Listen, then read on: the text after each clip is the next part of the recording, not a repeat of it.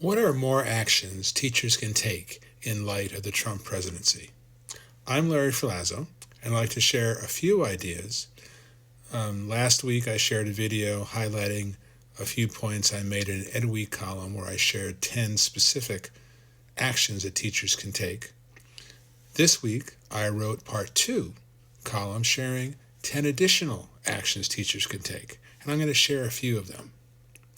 One is be wary of what Timothy Snyder calls anticipatory obedience. Don't be like the Air Force, which pulled a training course that showed a video about the Tuskegee Airmen because they were afraid it would be in violation of Trump's DEI restrictions. They reversed their decision the next day. But we want to be very wary of that. Yes, there are a lot of laws in the books, and the Trump administration is going after teaching about systemic racism and gender equality. But there are lots of workarounds, and we just want to be careful of that idea of anticipatory obedience.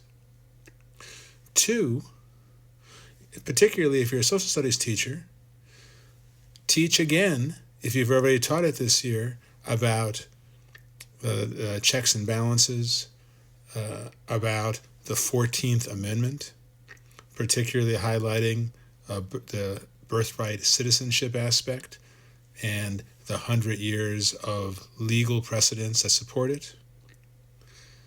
Teach about, as I mentioned, checks and balances, but also about the separation of powers. Revisit it if you've already taught it this year. Thirdly, be wary of using debates to teach those issues or to teach any issues. Educator Tricia Barvia writes a lot about alternatives to debates and how debates tend to simplify complex issues in a not very helpful way. My column has different ideas on how to do that.